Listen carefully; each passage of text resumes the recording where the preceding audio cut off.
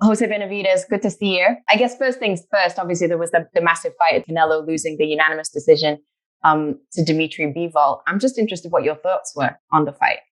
Well, to me, I couldn't wait for that day. It was a great fight. And, who doesn't want to watch Canelo, the best 168 pounder, the king?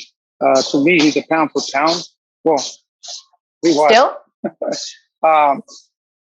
Now, there's little doubts, like I said, I even believe that he could go up to 175 to cruiserweight and maybe even fight Usyk, Now, no, I don't think so. To be honest, I think 175, I think it's too much for him. Another thing that I saw with him is he's a very dedicated guy, He's done a lot in boxing. I don't think at this point it's going to be really hard to break his record. But, at the end of the day, I believe that he has given his body a lot of work, a lot of discipline. What a lot of people don't know is in the gym is where you wear out because you train so hard and the brain wants to go up, but sometimes the body just doesn't want to go anymore, So I think that's what happened to Canelo. I saw him a little bit frustrated. I saw him a little bit slower, and I saw him really tired. So I think his body is getting a little bit tired. I think he has to give his body a little bit of rest and come back a little bit stronger, I believe. And hopefully he can recuperate from that. I mean, all three judges only gave him five of the 12 rounds. What would you have given him if you were scoring it? People are going to kill me, but, to be honest, Bivol started from the first round. Before I say this, I thought Canelo was going to stop Bivol like in the 10, 11 rounds, somewhere around there. Mm-hmm. I just thought it was going to be an easy fight. I was impressed from the first round. The way that he was using his jab, he was keeping his distance. He was very relaxed, and he was just neutralizing every hook that Canelo was throwing. So I would give him, 2 rounds. And like I said, everybody's going to come and hate. That's what I saw, in my opinion. But I'm going to give him 3 rounds. I'm going to give him 3 rounds. But in reality, I think Bivol was controlling and he was being the more aggressor. So you said who doesn't like to watch Canelo fight? What would be the fight that you would want to see him next in? Do you think the Triple G trilogy fight is still a really interesting fight, or would you rather see him rematch Bivol, or do you not want to see him again at 175? In my opinion, I would advise to stay away from Bivol. Bivol's going to come stronger. He's going to probably hit him. Canelo on this fight, he got hit a lot, like never before. And that's why he lost. Bivol is going to do better in the second fight, I think. Canelo's going to be a little bit more angry. And I think Bivol is going to do better, much better. So you don't see a way in which Canelo would win that rematch, is what you're saying? I don't think so. I don't think so. I don't think Canelo will win this fight. Bivol did a great fight. Canelo could not do any adjustments. And I think this time Bivol is more confident and he knows and he believes in what he can do. I think that makes him a more dangerous fighter. So talk to me about the fight against David Lemieux. He's 33 years old now. I think 43-4 is his record. I guess I'm just wondering what level of a challenge you think this is for David. Yeah, I wish we could have fought a more dangerous fighter. Not taking away nothing from David Lemieux, who's still a dangerous fighter. But I would have loved to fight an undefeated fighter, a younger fighter, a fighter that it's up there, a fighter that is going to give us a big challenge, a fighter that's going to make us work harder, We're still taking David Lemieux like he's a true champion. We're not underestimating David Lemieux. He hits hard. He's only, 32, 33. He's not that old. I think we can't underestimate him. He hits very hard. We're treating him like a champion of what he is, And we are going to go there and take care of business. We can't just win the fight.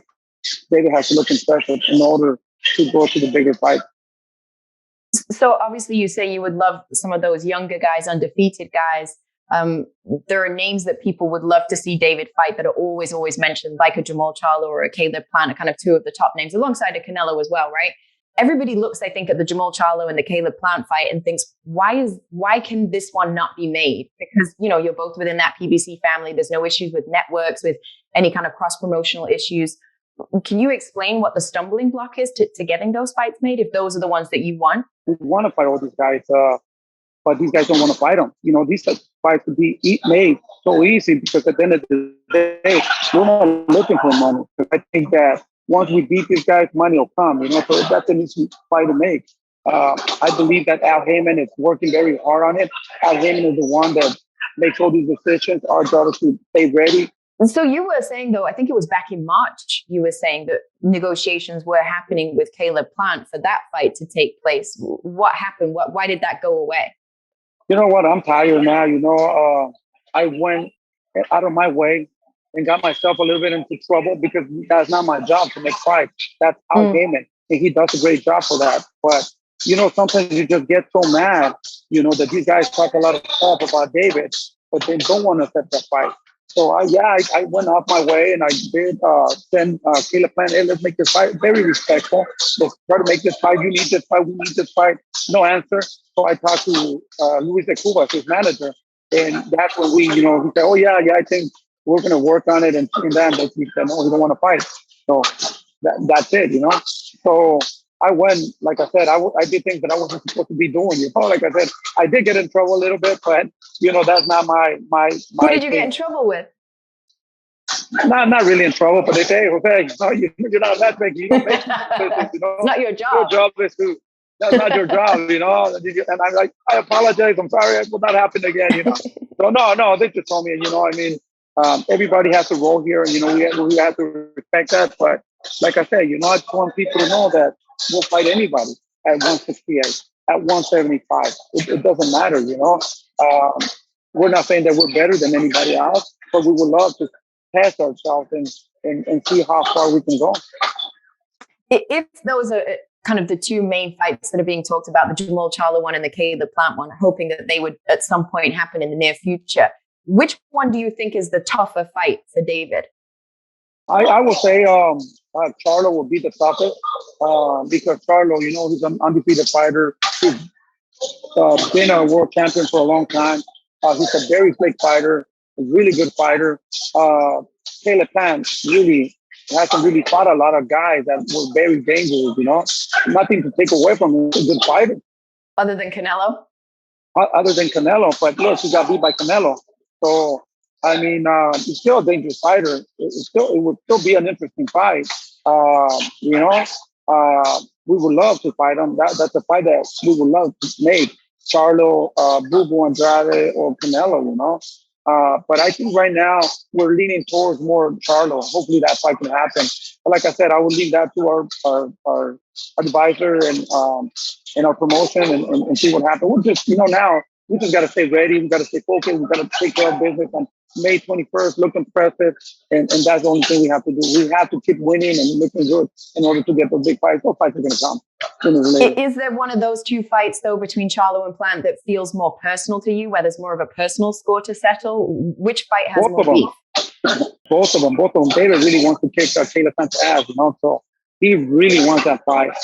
Charlo, you know, now he's talking. I think I would say Caleb Plant is number one, Charlo's number two, but either or. I think we should fight. We should have a tournament, and we should all get in the ring there, you know, make them fight, you know, whoever, you know, David Benavidez, Charlo, Caleb Plant, and maybe David Morrell get in that tournament and fight. You talked about moving up potentially to 175. That was something that David said when I spoke to him too, that he said, if I don't within the next 2 years get some of these big fights at 168, then I will move up to 175. Yeah. What do you think the time frame should be, though? 2 years sounds like a long time. If they give us a fight with Bivol, another great champion that I respect, and he's a great champion, I will go, maybe after this fight, we'll go, whatever happens, we'll go to 175. If it was Bivol, man, that's another guy that, you know, yeah, we got to beat the best in order to be the best. He just beat Canelo. So that would be a great fight. David moving up to 175, fighting Bivol, a monster. To me, now he's a monster at 175. Bivol is one of the best fighters right now at 175. So if we will have the opportunity to fight him, then we will go to 175 right away. Do you consider Bivol now pound for pound number one? Does beating the pound for pound king make you the pound for pound king, or does it not work like that? I don't think it works like that, but he has my respect. And he's one of the best right now. Mm-hmm. He beat the king at 168, the king that was supposed to beat everybody at every weight. So I mean, I got to give him a lot of respect. And he looked fantastic. He looked super good in that fight. So my respect, my respect to Bivol.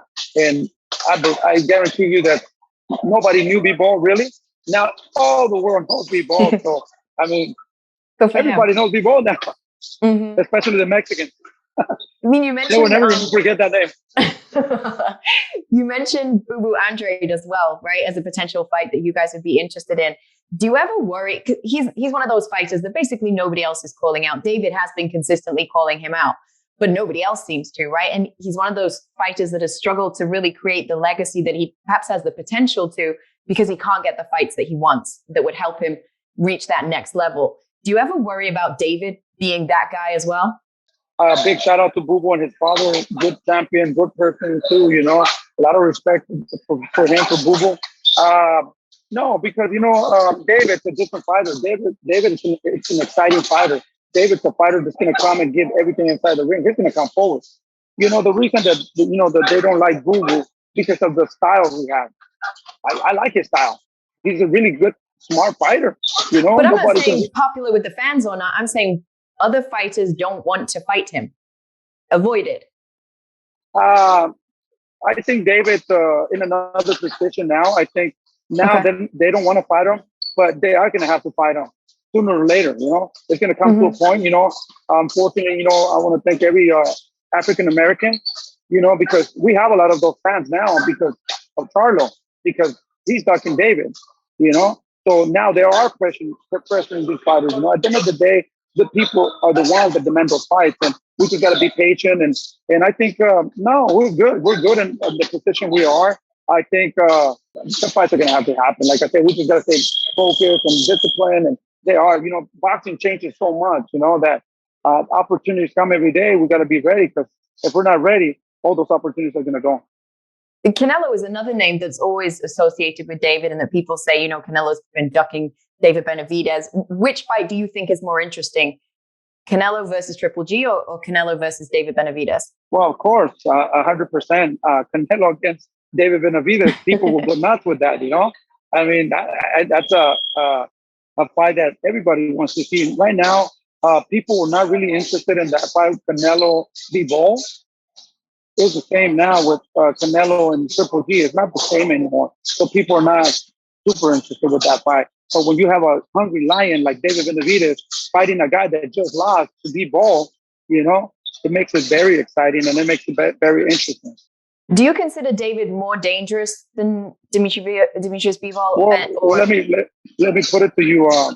Big shout out to Bivol. You know how I feel about Bivol. We spar Bivol, And let me tell you, of what I've seen, I'm very confident that we could do better than Bivol, of what I've seen, And even though it's sparring, bigger gloves, headgear, but I think David has more arsenals. He has more tools, He's only 25 years old, and being compared with all these big fighters that are 30 years old, 31, 32, imagine where's he going to be like in a year or two.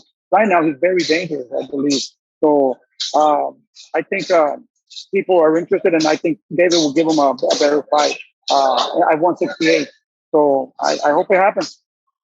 So with all these prospective fights on the horizon, all these interesting names on the horizon for David, if you were a betting man, this is assuming, of course, he gets past David Lemieux. Are you a betting man, by the way? First question, I guess. No, never. I never bet. You never bet? I'm wrong. I can never, and I don't know. I don't like gambling. And honestly, if I would have bet, I would have bet on Canelo, and look what happened. But if you had to bet now on what will be David's next fight following David Lemieux, assuming that he does get past David Lemieux, what would be where would you put your money on what will be David's next fight? I think his next fight, it will be Charlo. I see that fight closer than Caleb Plant or Canelo. I think Charlo. And you think it happens this year? I think it has to happen this year, if not the beginning of next year. Wow. Okay, great. We're aiming to make it happen this year, But if not, we're patient. We can wait a little bit more. So I guess I'm just interested because obviously you've been both David and his brother Jose's coach their entire lives. What's your journey in boxing been? How did you come to boxing? Wow, that's a good question. I didn't know nothing about boxing. I grew up without parents in Mexico. I had a tough life. I, my mom and my dad separated when I was 2 years old. They went their separate ways, made other families. They got remarried and abandoned me in Mexico. And I was abused. I was molested. I went through so many different things, And, I was so scared of people. I didn't want to see people because I thought they were going to hurt me. So I would just see people and go around and until one day I just I just stood up for myself. And I was a little skinny guy, that wanted to fight everybody, and I at least I scared them away, you know. But that's when I kind of figure out, I gotta be like this. I gotta be tough. I can't let people abuse me anymore or take advantage of me. So, I thought, when I ever have my kids, I'm gonna give them all the love that I can. I'm gonna play with them. I'm gonna hold their hands, because it was really sad for me to see a mother holding a son's hand. How come nobody holds me? How come nobody touches me and comforts me and cuddles with me? What did I do? I was mad with God at one time. What did I do to deserve this? I'm starving. I'm eating grass. I'm eating leaves. I was so poor. I thank God, I didn't die, but I was almost close to dying of struggling and starving. So I came to the United States when I was 11 years old, but my mind was so Wow, how advanced. did you end up coming to the US? You were coming to be with family over here? Yeah, that was terrible. I crossed the border, at night. I hear dogs, I could hear them kind of biting me already, Wow. super scared. I was thank God I made it, but I feel those dogs that were there, they were chasing me. And once I made it to the USA, it's like, oh my God, what a great feeling, the country of opportunity. And I took every opportunity and worked so hard and saved money. And unfortunately, I met this girl when I was 13. She was pregnant when she was 14. I was 14. And that's when Junior was born, like around 15. And I was like, oh, wow. But then, I struggled and I did things that I was supposed to do. I was a gang member, so I couldn't even get a job. I was like 14, 15. So, but I already had an apartment, a car, and all that. But I got into too much trouble when Junior was a year old. I just decided to move to Arizona because I didn't want to put his life or his mom in danger. I moved to Arizona and I just said, God, please help me. I don't want to hang around with no gang members. I want to work and work really hard to provide for my family. And that's how it happened. And David, then Junior was like 5, 6 years old, and I started to take him to different sports, soccer, baseball. He was like about 6. I took him to boxing, and he seems to like it. And I would train a little bit, but then. But so before then, you personally, you would never spend time boxing yourself. You didn't have any amateur fights. No, I didn't even know nothing about boxing. I was just trying to spend time with my son and things that I remember that I couldn't do because I didn't have parents. I just wanted to be with them and show them and guide them and try everything, and just push them but anything. I took them so many different things, and I was so crazy with them, and finally, like I said, we got to a gym and he seemed to like that. I didn't know nothing about boxing, but the coach that he had for one day, he had so many kids, I'm like, no, this guy's not going to even work with them. So I started working. I see the coach, what he was doing. So I would go home and practice with them. I fell in love with boxing. I became obsessed with boxing. And then I started studying and looking at other trainers. And after he was training there for a month, the coach got him a fight. And I'm like, no, he's going to get killed. He said, no, don't worry about it. He'll do fine. He looks like he can run and move. And man, oh my God, we had that fight. I was going to die, Man, I remember I was going to the ring and I felt so much nervous, that I never felt in my life before. So when he won, they gave him a big trophy. Oh my God, it was something I could never buy with money, After that, it was everything switched to man. I just started dedicating myself. I became obsessed with boxing, and he had like about 300 amateur fights. I took him everywhere. And then David was born, and the same thing. I had a little gym on my house. He would come out, and that's when we started training. Also, David's been training since he was 2 years old. And so were you learning mostly from watching videos, watching other fights, watching stuff on YouTube, whatever it was, or were you learning from watching other coaches in the gym? I was watching coaches. I was watching fights. I remember I used to watch Julio Cesar Chavez how to throw a body shot to the liver. I would rewind and see it again. The way he stands, the way that he would set up those punches, and how to balance and do all that. Tito Trinidad, how to throw that big left hook, you know. Oscar De La Hoya, jab, double jab, triple jab, combination. Mike Tyson, the way he came in, I was just obsessed with boxing. I was watching all these good fighters and all the fight. You know, I was rewinding. I would spend days and nights, you know, just watching a lot, and that's how I learned. You know, I think I was just very dedicated. I fell in love with training, and at the end of the day, I didn't want to put my child in danger, so I wanted to show him as much as I could. So you're learning that way. Did you have confidence that you knew what you were doing when you were teaching No, him? Or did you feel like I'm no. kind of guessing here? No, you know, in my life, I always wanted I always get what I wanted in life. I knew I had to work hard. I knew I had to sacrifice. I knew it was not easy. But when Junior, when he started competing, his life was in my hands. So I had to dedicate myself. I had to invest every second, every day on him, you know, in order to protect him and get him better. And he was progressing a lot, you know. But at one time, it just got very bad because I think I wanted more than they wanted. So after it was kind of fun, it became super hard. At what time? So what kind of age was that for them? I think it was the age when he was 8 and David was like about 3. That's when everything changed, you know, and everything. I just became a different person, you know. I was just like one of those soldiers, you know, that then I took their childhood away. They weren't allowed to go to play with their friends. They weren't allowed to go to the movies. And I regret all that now, you know. Now I look back, you know, it makes me very sad because they were like soldiers, you know. They couldn't do nothing else. But they were winning all the fights. And they were animals. But I took the childhood away, David and Junior.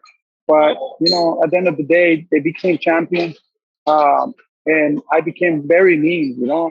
And like I said, I regret it. And I couldn't even say I love them, you know, because I thought if I say I love you, I'm going to turn them very weak. And that was super dumb of me of thinking of that. And now I just try to enjoy every day of them and tell them I love them so much. And I really don't care whatever they get at, you know. But now they're animals, you know. I mean, they went through hard times. They didn't have it easy. But you back then, did you have this vision of, okay, this is going to be our route to financial success, to a whole different lifestyle? This is how we're going to go from them being 5-year-old kids who look like they have some natural talent to we're going to be world champions? Or where did you think you were going with it? No, I never thought they were going to. David represented USA in Mexico. He was in Colorado Springs representing the United States and Mexico. I never thought they were going to be good amateurs or even become a professional. I never crossed my mind. What was in my mind, I grew up by myself. And the thing was, for some reason, I thought I was going to die. So every day I would wake up just to make them stronger so nobody would take advantage of them. And that's how they became really strong. They became animals because I thought I was going to die. So I just wanted to get them better and better and better just in case if I die. I never thought about them becoming professionals or doing anything, you know, in boxing. I just wanted them to defend themselves from all these bad people that's in the world. Why were you thinking you were going to die? I have no idea. Maybe what I went through with all those abuses and all that, the way I was treated, I didn't want them to get treated like that, you know. I wanted for them to be tough and defend themselves. And, you know, for the people that have kids, you know, they would understand, you know, that you want to help them as much as you can so they don't get abused, so they don't get, you know, bullied or get all that. You know, for me, I took it overboard. I was just paranoid, you know. So one thing led to another one, you know. I mean, they worked so hard, so I didn't see why not, you know. They just won a lot of titles and they're at where they're at because they have to suffer and they have to become all those things, you know. I wake up in the morning, I make them run for no reason. I make them train for no reason, you know. But thank God it paid off. Because you're a father of a younger daughter now, right? How old is your youngest daughter? 9 years old. Well, okay, would you do that with her? Or is that different because she's a girl? You know what? I've been thinking all these days on this big trip, I have to treat her like that because, you know, I've been treating her with a lot of love and everything she needs. And, that's not good either, 'Cause, I think, I'm not saying that she's bad, but she doesn't really pay attention to a lot of stuff. I think, she's a little bit different. So now I'm thinking a lot, I got to be more strict. I got to be like I was with Jim and David, so she can Mm-hmm. become something in life also. It breaks my She ready heart for because she's a that? little princess, but I think sometimes, I don't know. I don't think so. I don't think so, but it's my job and it's my responsibility. I want her to be successful. And I think boxing will get her ready for whatever she wants to do in life. But Mm-hmm. I just know that I got to invest time with her and I got to be there with her and push her when she gets down. I got to get her up and I just got to, I got to give her more time, and be a little bit meaner, I think. When you see, obviously there was the huge fight, Madison Square Garden recently, first time ever in history that two women had headlined at MSG, Oh my right? God. With Katie Taylor and Amanda Serrano. Being the father of a daughter and being as invested in boxing as you are, what did that mean to you?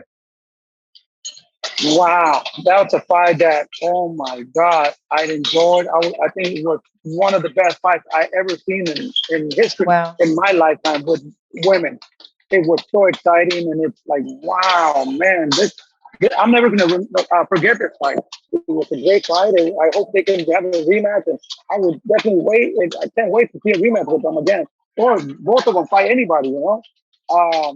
It was a great experience, and I love women's boxing, and I'm here to support women's boxing, and that's something that pushed me to realize and focus on my little girl. You know, Oh, that's oh dope. my God, it will kill me.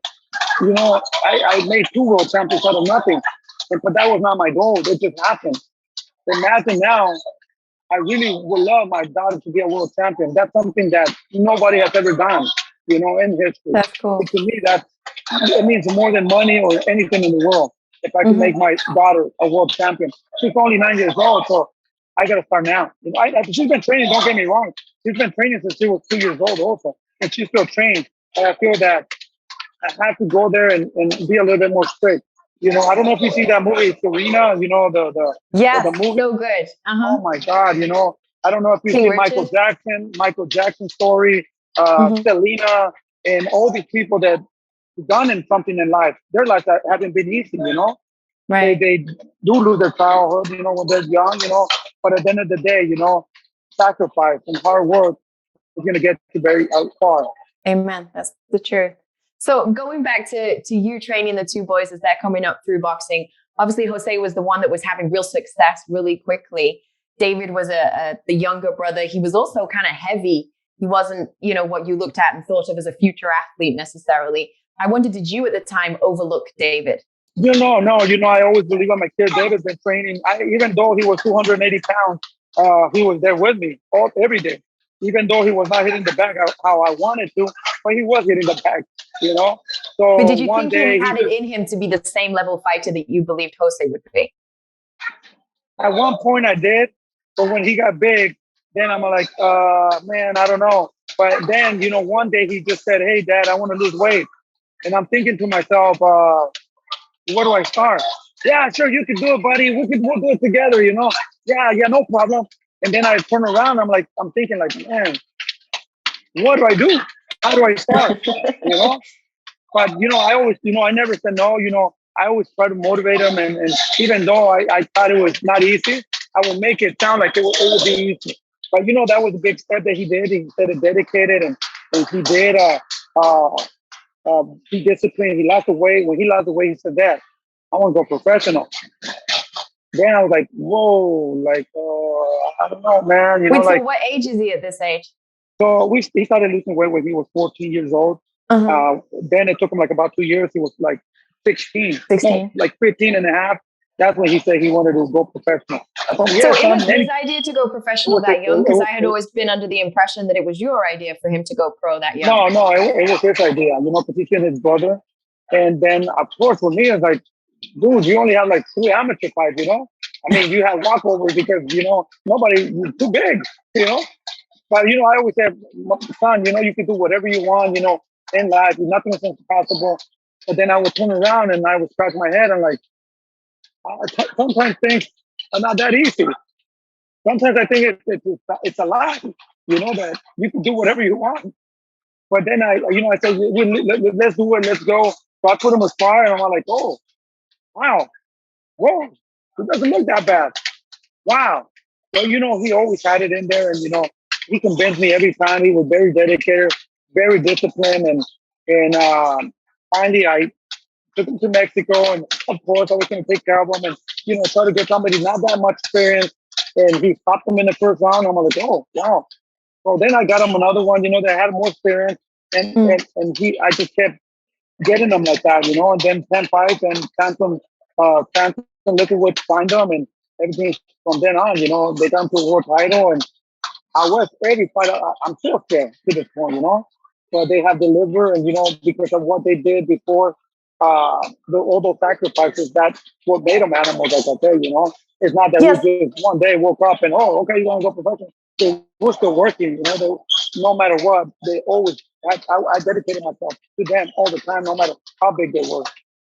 So how much of that success in the pros do you put down to the sparring that you had given them as younger kids in the wild card? David was like a 12-year-old kid in the wild card. I'm pretty sure there was probably no other 12-year-old kids in there. And David was getting sparring against like as he got older, a Triple G, a Kelly Pavlik, a Peter Quillen. Like that's tough sparring. I don't know if I would do it again because I was crazy too. I didn't really know what I was doing like that. But I just knew there were animals. That's why right now we'll fight anybody, because I know what we've done. I know what they struggle. I know what they've been through, So in boxing, you have to have a cold heart, In boxing, you just have to take risks.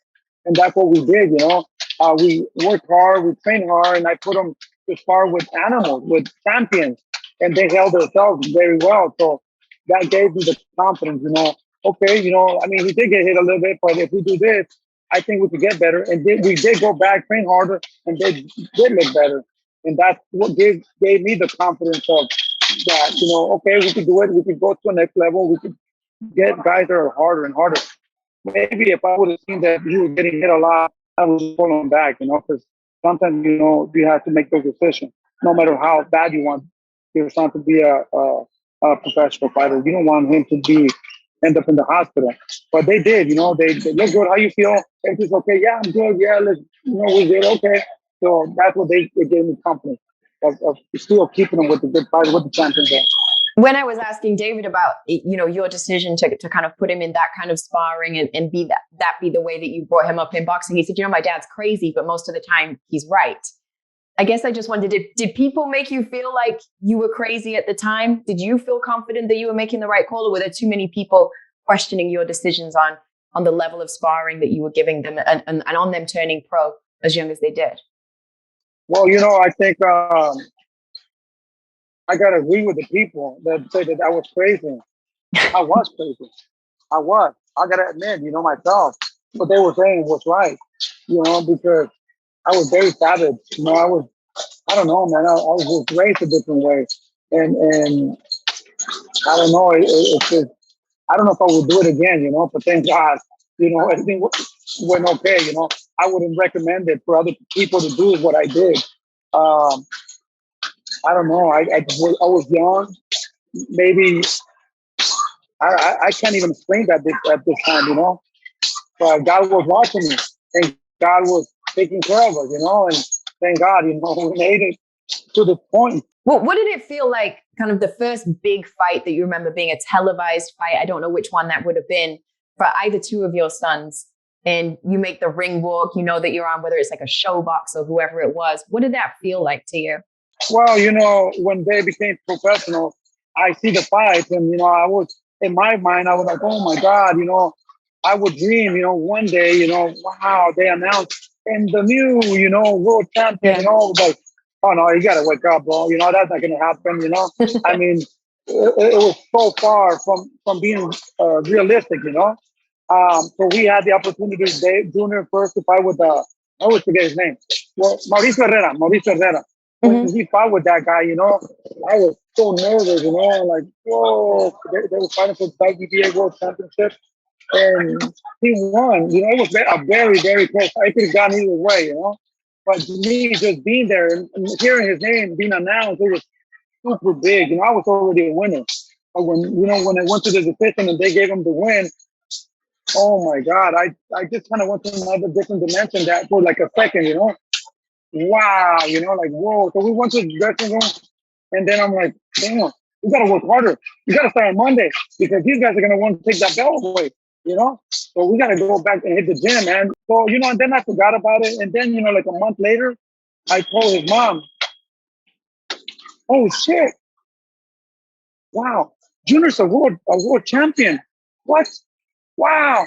So I got the belt. I'm like, "Oh shit, Junior's a world champion, a champion of the world." You know, like it took me a whole month, just to get that belt and enjoy all that happiness. It didn't happen there. It happened a month later. And then when David won the first time too, it took me a little bit of time too, and it was a little different too, but it's just the obligation is bigger. And I just thought, we need to work harder, man, because now you're fighting good guys, and guys are gonna want to take this belt away. So, and that's what we've been doing, saying sacrifice, not lose ground, and keep working. I feel that we haven't even done anything yet. We're barely touching the surface, and I think we just got to stay disciplined. I'm a winner already. I'm super happy. I could die super happy now because they became world champion. At least I pushed them, and thank God all those crazy things that I did and the decisions I made. They're successful now, and they became world champions. Now, whatever comes, it's extra. Whatever they do, especially they're adults now. So now I'm changing and I'm a different person. And I understand they still work hard, but I kind of changed my life a little bit more and be a little bit more flexible. Plus, I'm going all too. Maybe I understand a little bit more. So it's just different. I just want to give them more love, and help them and give them more motivation and be there when they need me. You talk a lot about them and their success, right? But you've gone from having zero background in boxing whatsoever to raising two sons who have a record of 25-0 and 27-1-1. How proud are you of yourself and what you've achieved in boxing? I when people ask me that, I haven't done anything. It was my job. It was my responsibility to help them achieve, and the guidance, to me, I haven't done anything, to be honest. I don't know. There's levels. I think that most people would look at what you've achieved with. To do that with one son is one thing. To do it with two, it's pretty unheard of. Oh, that was great because he really touched my heart there. I was about to, oh my God, my tears came out, But no, it's my job. It's my responsibility. I just hope that they do the same with their kids, I will be very satisfied when they do the same of what I did and support their kids, and guide them the right way,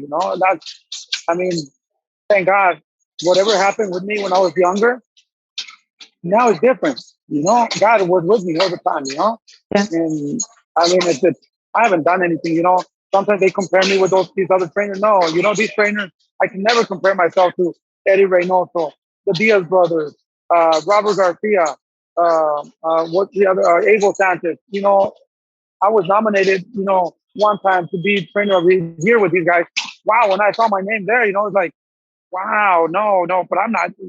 I don't know who mistake was that put me in there, but these guys are the real deal, Me, I never boxed, I just dedicated myself and disciplined myself, but I will never consider myself a good trainer, I just did what I could. Maybe you should change that. Maybe you should start thinking different. Yeah. What do you think, if you had to pinpoint, you talked about the moment that both of the two boys each won their first belt. If you had to pick one moment as your best moment that you've lived in boxing, what would it be? Every day of it, that I had to spend with them. Yeah, God gave me the opportunity, to yell at them, or to push them, or to do anything with them. Those are great moments for me, All these belts or what they're doing, at the end of the day, it doesn't really mean that much to me, being with them. spending time with them, that's the biggest thing. Okay, so what about a lowest moment? Is there a lowest moment that you've lived in boxing? Oh my God. I had so many lowest, I had to sell my house. I had to sell everything, to Wow. help them achieve their dreams, and I kind of run out of money, but at the end of the day, they were fine and things got better. But man, Wait, explain that to me. You had to sell your house to what? To finance coaching? Yeah, finance, because it was so hard, to take them to tournaments and to proceed that dream, because, when you're not signed, you're just wasting a lot of money. And I quit my job. I quit everything. So little by little, all the money was running, Runs dry, and then right. it gets to a point that one day, I didn't even have money. They were hungry. I had to buy 2 hamburgers, before back then it was $2 for $1. And they told me, "Are you hungry?" I said, "No, I'm full, I don't want to eat. You eat." But I was starving, so that was lowest. Wow. Did you ever get to a point that you felt like quitting, that you were ready to give up? Oh my God, so many times, but thank God, he gave me strength. And but man, so many times. I don't even remember how many times, So what stopped you, do you think? What made you not quit? I don't know. Thank God, gave me the strength, to keep going and just finding little ways to survive, But yeah, it was super difficult. It was super hard. But, we found a way at the end of the day, Amen. Have you ever thought about where you would be in life if you didn't have this boxing journey that you've been on? Yeah, I think I would have been dead. Or if I wasn't doing boxing, I think I would have been dead or in jail, because I was doing other things. Thanks to boxing, got me away from all these bad people and doing bad things. But I didn't have no education, I only went to like 2nd grade in Mexico. I educated myself. I'm still educating myself little by little through life. And I didn't have a career. I did so many other things, that provide, and thank God, I owe boxing so much, If it wasn't for boxing, man. So when will you retire? When will you say, okay, now I've achieved what I wanted to achieve. Now I'm good? Never. I think never. I'm gonna die in boxing. There's no way. I'm gonna retire until I can breathe. Because I can help other little kids. I can help parents. And I just want to help people, man. And this is what I love, and just showing people and giving people hope. I didn't know nothing about boxing, so if I give people hope about boxing, I'm happy with that. That's dope. I guess I wonder sometimes how hard is it to balance being a father and being the coach, right? Because you've got to try and balance both of those roles. What were you going to say? Yeah, that's the hardest thing to do, because it's, the hardest thing is to train your own sons.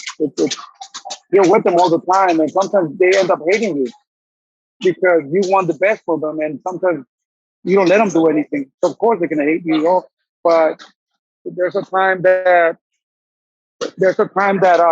you just have to think, and you got to make adjustments. And for everybody's different, what worked for me might not work for other people. Mm-hmm. You just gotta sit down and think about the things that you could do to better yourself and in order to progress and not ruin the relationship, Mm-hmm. And that's what I did, and it worked for me. But it's super hard. It's super, super hard. What about when obviously there was a time where things went a little bit off track in terms of what you had planned out, and you had them super disciplined on the right track towards these championship belts and everything. And then Jose gets shot, which, alters the direction of his career. And David tests positive for cocaine, gets stripped. It was devastating. With Junior first, it was devastating. I wanted to die. Sometimes, I try to keep them away from people that are not good influence for you. But like I say, once they grow, they don't listen to you. I couldn't sleep for nights, thinking I can feel that he was in danger. And, he was hanging around with the wrong crowd and all that. But you get used to it. And when David that happened, I felt like I failed because how did he do it? I was with him all the time. I feel guilty for it. Because I just felt terrible. How? But He came and he said, "I'm sorry," and I started crying with him too, and we overcome that, and then so many things that happen in life. To this point, we've been through a lot, but at the end of the day, those are good signs from God. It makes us stronger, and it just keeps us more tied together. To be together, and that's the reason we're here because of those are just blessings in disguise. That they're super hard. They're very hard to be overcome. But at the end of the day, all that bad things, we got to turn them into good. And what doesn't kill you makes you stronger. When David was talking to me about it, he said that coming to you and telling his mom what had happened was the hardest thing he had to do in that process. Do you remember what you said to him? I wanted to kill him. When I heard that, that what happened, because they did call me, and I was so mad, disappointed. I felt like I wanted to die. I wanted to quit. Everything, just like all this hard work, and why, I panicked because I thought, wow, I got to take him to a place to get him well. He's sick. I just took it overboard. Mm-hmm. But when I saw him, I just gave him a big hug, and it's okay, son. It's okay. We'll work together. We'll go together with this. Everything that I was thinking went away. I just wanted to hug him and tell him that I was here. No matter what, I would always be there. That's kind of, I guess that's talking to, or all of that speaks to how difficult it is being a father just in general, as well as being a coach, right? What about specifically on fight night, being in the corner of your son? How difficult is that? That's easy. All really? That to Why? me, oh my God, we put hard work in. I believe so much on their abilities. I enjoy every minute of it. People come, they're nervous, and I'm making like, man, we want to kick this guy's ass. We go in there, and we got to look. We can't just win the fight. We got to look impressive. We can connect, and when David's throwing, getting in, I know what he's going to throw. I know what he's doing. I know what punch is going to come. So I feel confident because of the hard work we put behind. And to me, it's what they love, what I love. We're in heaven. So the hard work is everything. And making that way. But see, I mean, it's really obvious how hardcore you love both of your boys, right? So I had imagined that being the father in the corner, there has to be this incredible level of anxiety as well, because boxing is a sport of risk. It's different for me. I let them do what they love doing. Of course, if I see that they're getting hit a lot, and they don't have a chance, and I would definitely stop that fight because, we can go back to the gym and come back and probably look better. But now, if you let your son get hit a lot, that could be his last fight. He could get injured, And why that? Why let him do that? So we never been that close, or I never been in that situation. I hope I still think the same way when it comes to that. But I try to relax myself. I try to see everything they're doing and see where they're at. And like I said, I'll be the first one. We don't lose anything by stopping that fight and taking care of them, and training hard, coming back again and save them as much as we can for not to get hit. So when you're looking at somebody like David, who has that undefeated record, everybody in boxing loves an undefeated record. Do you not fear a loss for him? No, not at all. Not at all. We're here to make history. There's many Pacquiao lost when he had like 10 fights, 16 fights. He got knocked out very bad. A lot of fighters have fought and got dropped and got knocked out, and they still make history.